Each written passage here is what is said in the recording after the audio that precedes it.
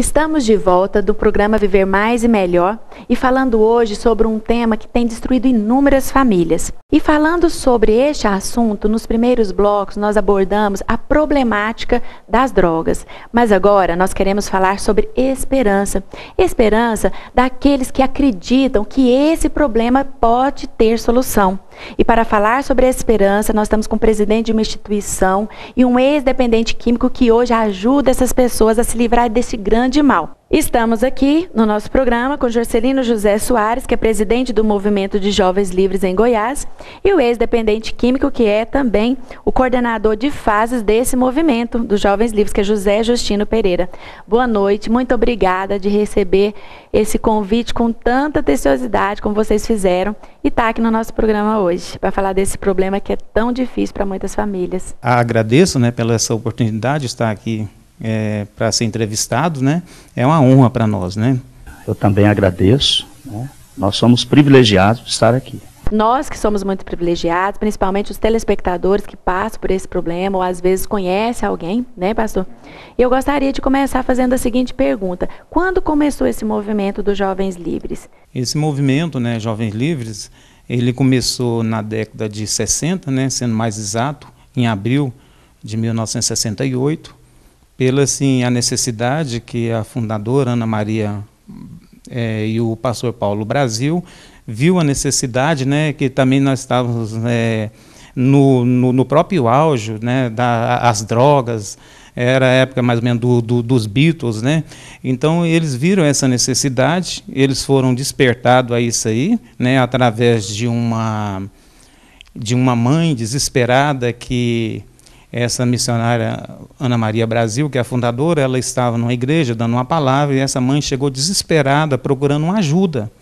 E essa mãe já tinha levado o seu filho em vários lugares, em várias clínicas, e não achou apoio.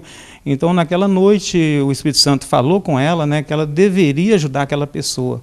Então, imediatamente, ela fez até alguma coisa que hoje todo mundo acha uma coisa muito absurda, Ela pegou esse aluno, esse filho, e levou para a casa dela, e da casa ela morava junto com a irmã mais velha, Ela levou para lá para fazer o tratamento dessa pessoa. Essa pessoa foi tratada, e ela foi recuperada. Então, esse aí foi o pontapé inicial de tudo. Todo mundo já ouviu falar naquele filme A Cruz e o Punhal, Então, foi uma experiência tremenda que ele teve por volta da abertura dos Jovens Livres, Então a gente também baseou um pouco nisso, E o Jovens Livres, então, fundou, o Movimento Jovens Livres em 1968, sendo a primeira instituição terapêutica, do Brasil. Nós já estamos há 45 anos, daqui 2 meses vamos completar 45 anos. Pastor José Justino, eu percebo que o trabalho desse pastor, que é David Wilkerson, e que teve este filme como fonte de inspiração, também inspirou a pastora e missionária Ana Maria. E para você também se viu como fonte inspiradora? Com certeza. Então, como o pastor Juscelino havia dito, em 1968, uma mãe em desespero adentrou a igreja ali na 55, presbiteriana, e pedindo socorro, gritando por socorro. A irmã Ana já sabia do trabalho do David Wilkerson, no bairro do Brooklyn. O que motivou David Wilkerson foi numa das noites, depois da pregação do seu culto, ele tinha o hábito de assistir TV. Ele foi ver TV e 6 jovens estavam sendo levados à corte para serem condenados e seriam mortos. E o Espírito de Deus, então, moveu David Wilkerson. E David Wilkerson, então, ele foi desafiado a ir até onde esses moços estavam para pregar o Evangelho, para levar o Evangelho. E a irmã Ana, na época, ela conta para nós que ela estava dentro da igreja, ela não conhecia os dons, não havia ainda o avivamento. Foi quando o Espírito de Deus avivou a igreja que ela estava. E diante do grito de socorro daquela mãe, ela perguntou para o Senhor, ela disse: Senhor, e agora o que eu faço? Ela nunca fumou, não havia fumado, bebido. E ela começou a chorar, e ela sentiu o desejo de ajudar aquele moço. E o Espírito de Deus disse para ela, claro, audível, diz para ela: leva-o para a tua casa. Esse é o lema que nós temos no Movimento Jovens Livres, de amar e orar pelo dependente químico, pelo viciado, pela prostituta, pelo drogado. E a irmã Ana, então, naquele ano de 68, em meados de abril de 68, ela quebrou paradigmas, né? Ela quebrou regras familiares, ela levou esse moço para dentro de casa. E ela manteve ele escondido no porão por semanas, até que um dia foi descoberto e ela abriu o coração. E foi ali que nasceu o Movimento Jovens Livres. Então, a minha fonte de inspiração também não foi outra, senão o amor que eu recebi um dia, no ano de 2001, quando eu pedi ajuda também ao Movimento Jovens Livres e fui acolhido como filho dentro da instituição. E quantos anos você viveu esse drama? Eu vivi na droga durante 17 anos. Em 1997 foi quando chegou a Merla de Brasília para Goiânia, e foi quando me apresentaram, então, eu posso dizer, o assassino, né? Aquele que mata, que destrói, a droga, né? E eu, então, foi aonde eu fui para o fundo do poço. E graças a Deus, a minha família, o meu irmão, que hoje é coronel da Polícia Militar, Tenente Coronel Nilson Justino, ele me ofereceu ajuda. Ele falou, olha, eu ouvi falar de um lugar, tem uma pessoa que eu posso te apresentar, que era assistente social da Polícia Militar no ano, não sei se essa pessoa existe, oro por ela até hoje, porque eu a tenho como canal de Deus na minha vida, né, para me resgatar para o Senhor. Eu, a princípio, não queria ir para a recuperação, eu achava que eu não estava doente, né, todo viciado, ele acha que não é doente, que ele para quando quer. Foi quando a família, então, fechou as portas para mim. Porque se eles não agissem da maneira que agiram, eu entendo que eu não teria sido alcançado. Eu teria morrido como muitos outros jovens que da minha época morreram. Presidente, eu gostaria de fazer a pergunta para o senhor da seguinte forma.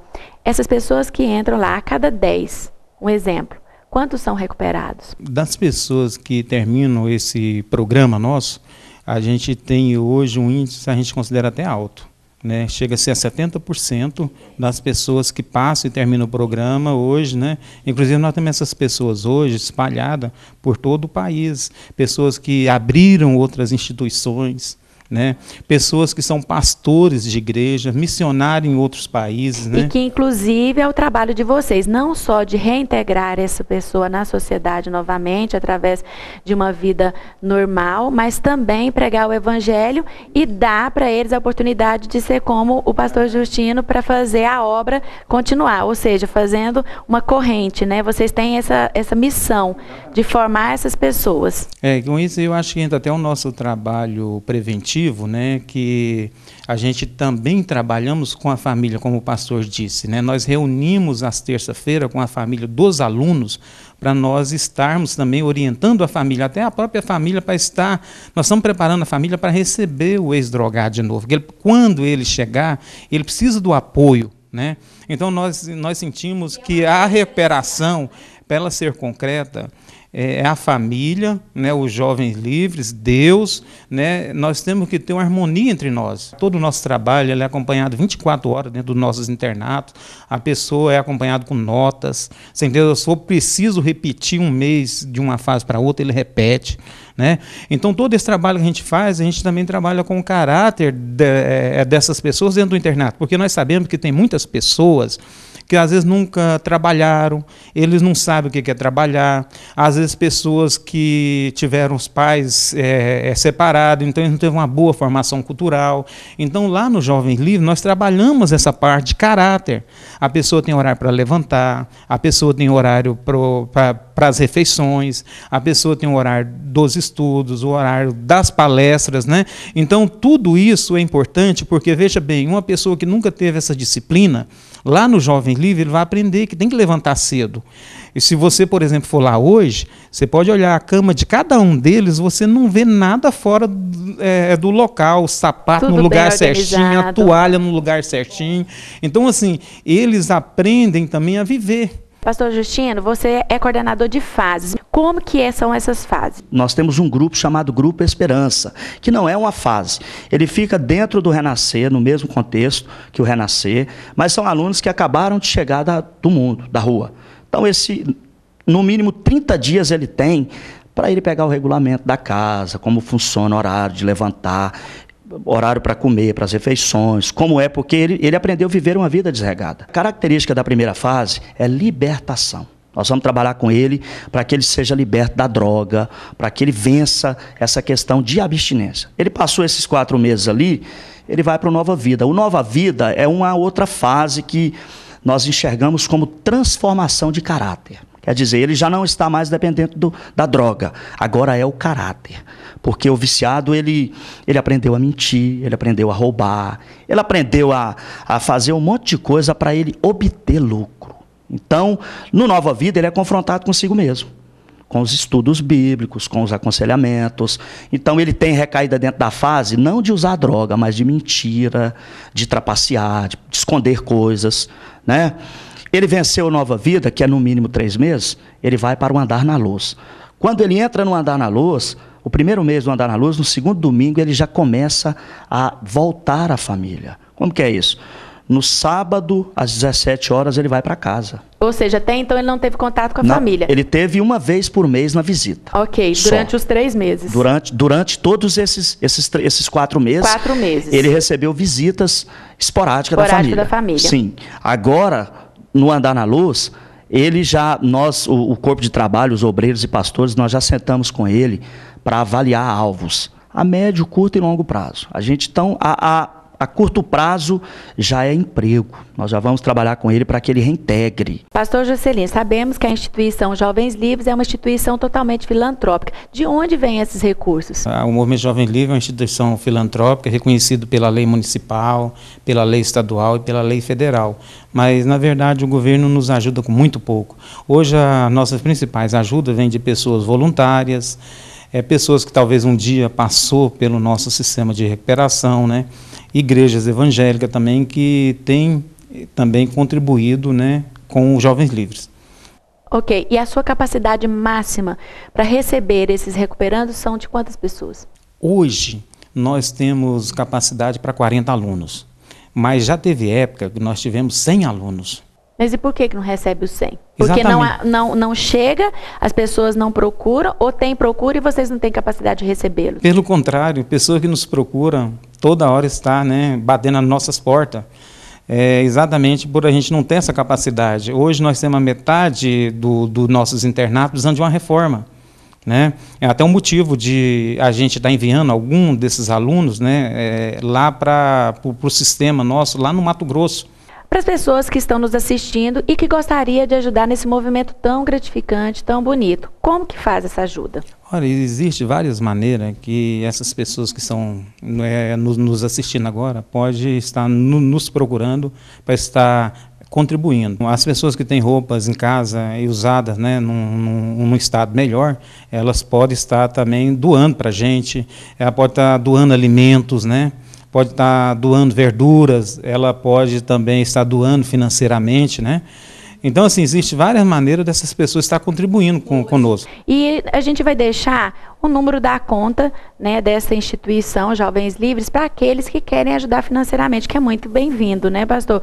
E para encerrar esse bloco, quero deixar vocês à vontade para fazer as considerações finais e deixar uma mensagem de otimismo, de esperança para essas pessoas que vivem esse drama. É um prazer, né, estar aqui com você, né, participando desse programa seu. E as pessoas que estiverem nos assistindo agora, a gente quer dizer que o Movimento Jovens Livres encontra-se de portas abertas, né? A introdução para os Jovens Livres, primeiramente, não é procurar a gente nos internatos, mas sim no Gênesis, que é o centro de triagem para as pessoas estar entrando no Jovens Livres, que fica ali na rua L14, número 150, no bairro Feliz. E funciona de segunda a sexta-feira, das 13h30 às 17 horas. E o telefone nosso lá é o 3261-3117. Então, se você tem algum problema na sua família, liga, agenda, marca conosco, mesmo talvez se você não pretende fazer o programa interno, mas nós podemos te ajudar. Muito obrigada pela sua participação. Quero dizer para você que é usuário de droga, eu quero dizer para você que é família, pai, mãe, né, parente de um usuário, há esperança.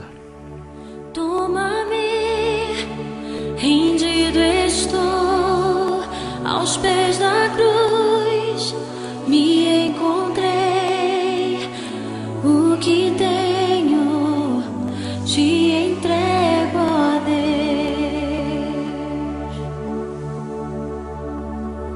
Vem limpar as minhas mãos, purificar meu coração, que eu ande em tudo que tu tens pra Dentro do movimento Jovens Livres, eu experimentei o amor de Deus de verdade.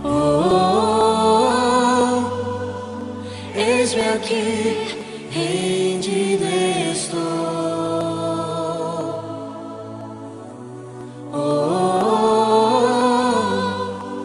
Eu sou teu e tu és meu. Que o movimento Jovens Livres investe em você como nós investimos, porque não há dinheiro que pague a sua vida. A sua vida foi paga por Cristo na cruz do Calvário.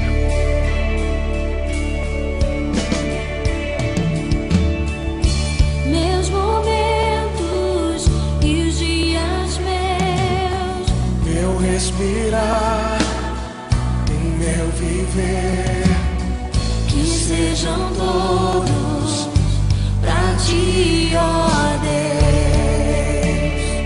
Deus. Leva-o para a tua casa. Esse é o lema que nós temos no movimento Jovens Livres, de amar e orar pelo viciado.